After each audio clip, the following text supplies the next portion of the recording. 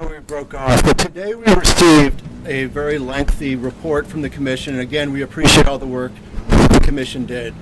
From our perspective as the attorneys representing the families affected by this mass shooting, it's really quite simple. It's a simple formulation, which is a diagnosed psychosis plus possession of numerous assault weapons requires action. There's not much of a debate in this country about whether folks who have diagnosed mental health illness and have expressed the desire to commit violence should continue to possess weapons of warfare, as occurred here. That shouldn't happen. It shouldn't have happened here, and it should never be allowed to happen again. The Commission's report supports that conclusion in finding numerous opportunities where there were chances for action to have occurred that could have prevented what happened on October 25th. The Commission noted that Robert Card's sister had called to speak to his Army unit multiple times in the month of April and May, and she didn't get a return phone call. They noted that that Card was not confronted about his delusions when he showed up for his battle assembly in April, even though the Army had said that they would do that. The Commission pointed out that when Card was admitted to the psychiatric hospital in New York, he was then discharged back into the community with no plan to deal with his psychosis, his ongoing paranoia or delusions, or the fact that he was known to possess numerous assault weapons, and his own doctor and the Army psychologist specifically recommended that they be removed from his possession.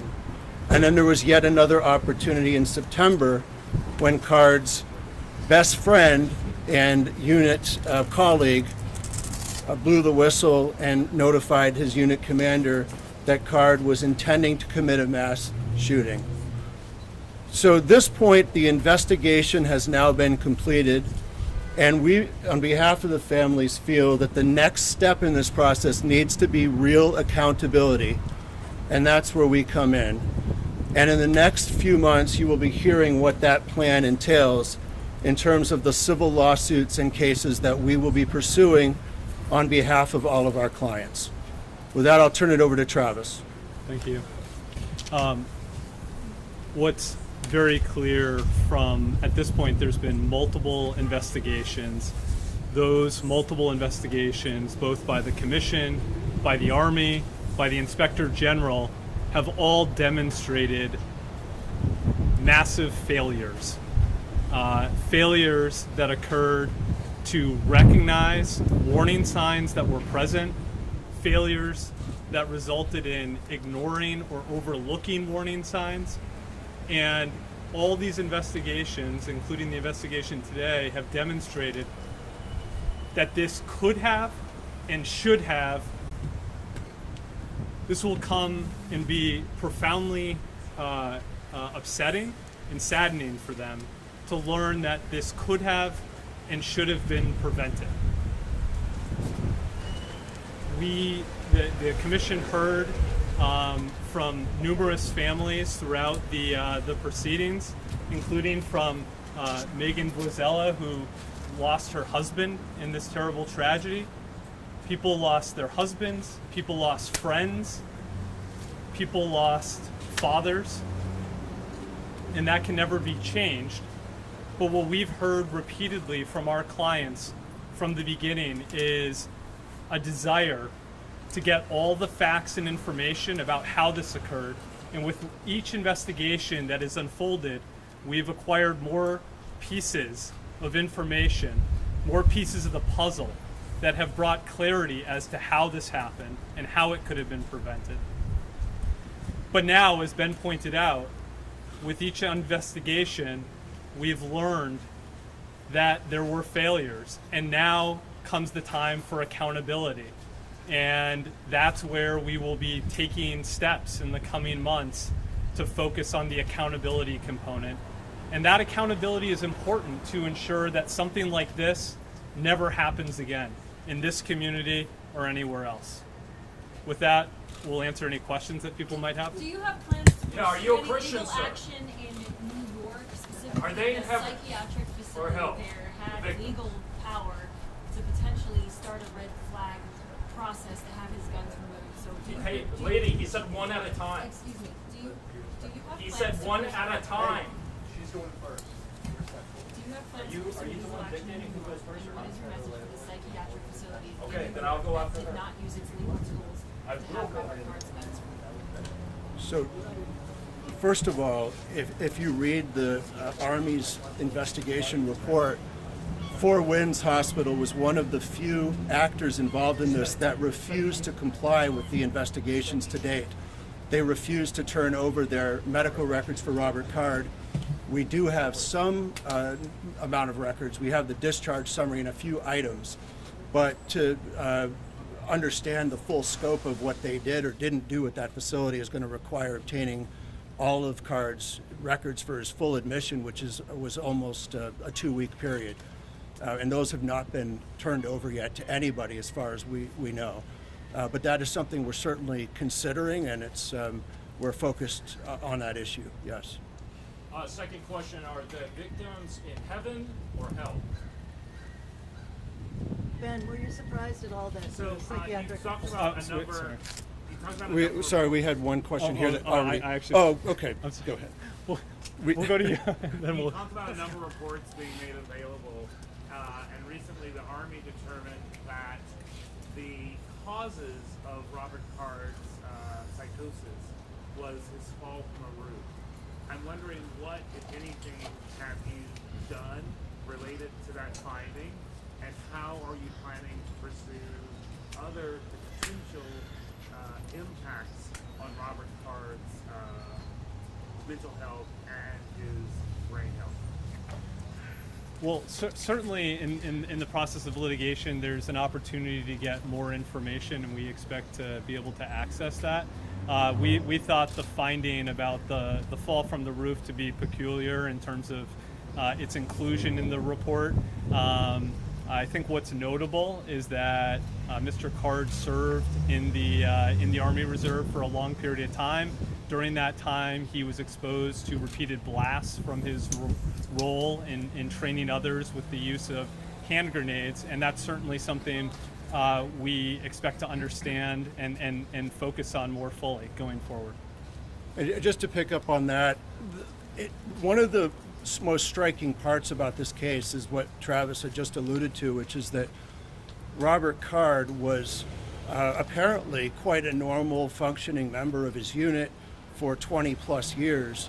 And then there were two abrupt things that seemed to change. One is that he lost his hearing in both ears, requiring hearing aids, and he started to hear auditory hallucinations, but that was before he got the hearing aids. So there was some change in condition at that point that seemed to be gradual over a period of time and doesn't appear to be the kind of thing that would be associated with a single traumatic event like the fall off a roof. In addition, as you know, when his brain was analyzed by pathology post-mortem at Boston University from the top experts in brain pathology in the country, they determined that he did have white matter injury to his brain, not diagnosable as CTE, but white matter injury that could explain changes in his cognitive functioning. One of the things that is so striking about this case is how he had such a severe paranoia delusions that seemed to be persistent for a long period of time, but then he was discharged back in the community with no treatment for that. I just want to pick up on one thing before we take the next question. I know there's been all these reports that have come out. There have been multiple hearings that the commission's had. But as we approach the 1-year anniversary, one thing that really needs to remain in focus is how this event has changed the lives of our clients. And it's for many people, their lives have continued to move on with daily things, going to work, dealing with birthdays, anniversaries, happy events like that. But for our clients, each one of those things is marked by a real feeling of loss, a loss that they will continue to feel into the future.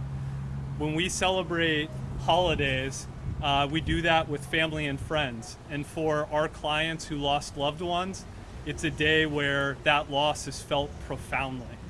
And although for many of us, again, we go outside, we get in our car, we go to work, and we don't think anything of it, for many of our clients, those who testified at the commission hearing, they talked about the fear that they feel, the fear in their own houses when they go to bed, locking all the doors and feeling unsafe in their own house, the fear of when they do leave their house and get in their car and go out places.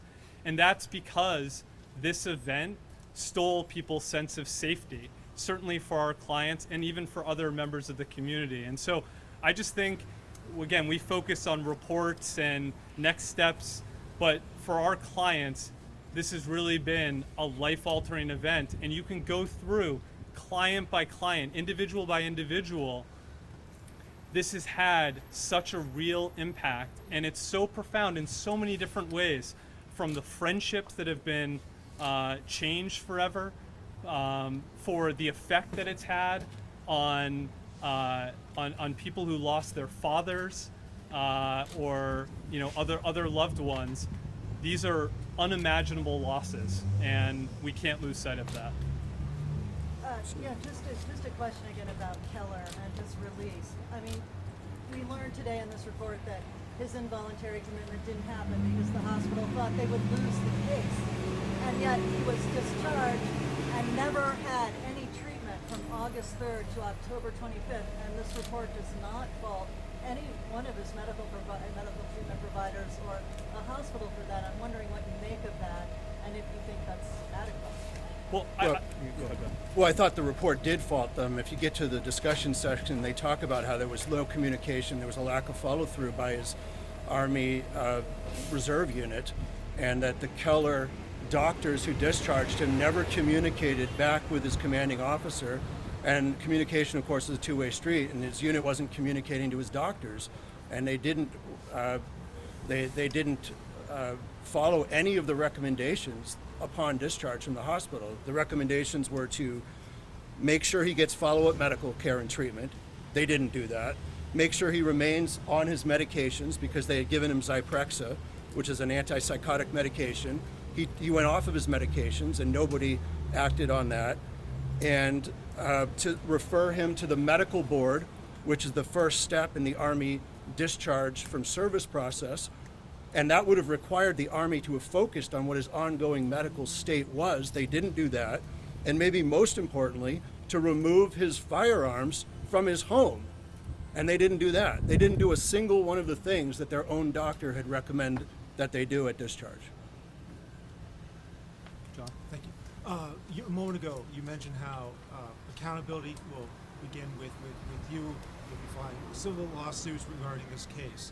But should accountability be limited to private attorneys representing families?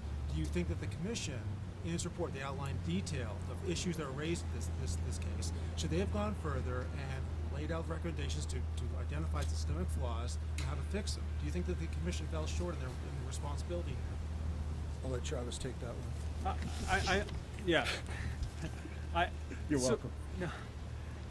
I think what the commission did was appropriate in terms of laying out issues that they saw in terms of people who failed to take certain actions that they should have, and they've simply deferred it to others to decide on the recommendations, including policymakers. And so that's really not our purview. We appreciate the commission's work in terms of the interviews that they conducted, and we think there's a lot of really helpful information that came from that. None of us out here has had time to read the report cover to cover, I don't think. But it seems somewhat thinner than some of us might have expected. It doesn't name very many names. As I said inside, it doesn't really say anything, not even a page, conclusions about the main police. What do you think so far? You've had an opportunity to assess it. What's missing in this report for you after 50 hours of public hearing? I actually think that the commission touches upon the two things that we expected to touch upon, which is the response from the Saginaw Sheriff's Office, which came up in the interim report, and then in this final report, there's a more fuller accounting for the Army's shortcomings and disturbing behavior, and we think that that fills in an important piece of the puzzle that certainly wasn't addressed in the interim report. Yeah, I think I would say that I agree with you that when I got to the discussion section, it seemed rather short. It was only 4 or 5 pages long. The whole report was mostly just factual recitation of the information that was gathered. I'm a little bit disappointed that there weren't more in terms of affirmative recommendations for changes. I understand that if you took a narrow view of their mandate, that you could read that as not including that. However, I think one of the issues we face as a society is limited attention spans, and this is a window of opportunity to deal with a huge problem that was entrusted to this commission, and I think it would have been appropriate, reasonable, and probably well received if they had made policy recommendations, and those could have been acted on with the imprimatur of this commission that I think carries a lot of weight given the background of many of its members, their law enforcement background, Chief Justice Wathen's background. So it would have been nice to see more of that in the report. And I guess I just leave it at that. I think one other important piece that certainly isn't touched upon, I'm not saying this was within the purview of the commission, but I know it was certainly talked about by Megan and other members of the deaf community, is the lack of access during this tragedy. I think that's a really important to many of our clients in terms of their inability to get information as this tragedy unfolded, their inability to get proper medical care because there weren't interpreters present and there wasn't technology that actually worked so that they could communicate with doctors when they were dealing with life-threatening medical conditions. And it's, again, important. This issue of access going forward is a really important issue to our clients, members of the deaf community, and it's something that shouldn't be lost as we certainly focus on other important issues as well. From the perspective of victims, survivors, and their families, what findings were striking to you today, for them today? I think the balls that were dropped repeatedly, the warning signs, were so apparent, and they're captured here in this report very clearly. This was not a situation where someone just snapped and no one had any idea it was going to happen. The warning signs were there, it was apparent, and that led to his hospitalization. And what is absolutely striking is that although everyone was scared about his actions while he was on duty, he was then permitted to walk out of the hospital into the community with no protections, no follow-up for the community. And that left the community absolutely exposed and led to this terrible tragedy. And Travis says that the biggest unanswered question is what happened in New York rather than what happened in Bowdoin, what happened in Lewiston after all this. Well, I don't think it's just New York. I think it's, again, also things within the chain of command of the Army Reserve and their policies, practices, and training. I mean, certainly this report from the commission is very critical of Mr. Reamer and his actions or inaction following the discharge of Mr. Card from the hospital in New York. I just want to give an opportunity. If I don't know if Megan or Steve wanted to add anything, but I wanted to give them an opportunity if they did. I'm not ready to speak at this moment. And just to, I've lost some friends, hearing and deaf friends, and it's a loss. It's a terrible loss. and just to follow up on,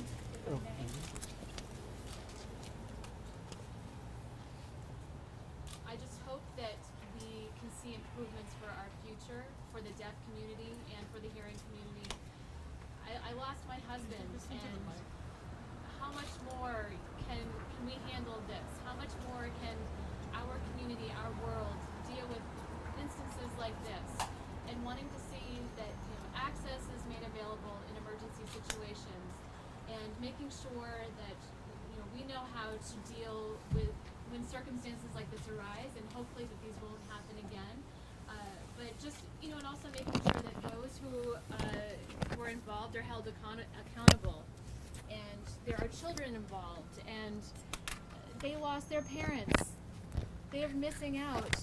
Their fathers, their parents are missing out on their lives. And so it's time to really see some change in our community, and really wanting to see the work happen to see how we can improve the lives that we're living in. And we are in pain, and we're dealing with the grief and the loss of our loved ones. And it's a journey, and all we can do is hope that we learn from this and make our lives better moving forward.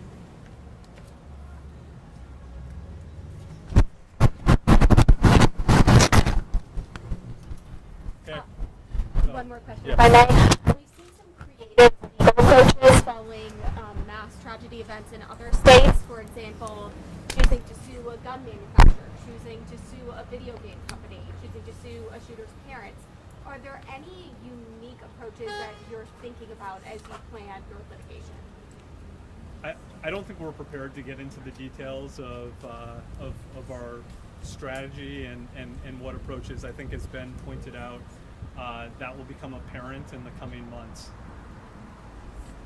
Agreed. Thank you, everyone. Thank you.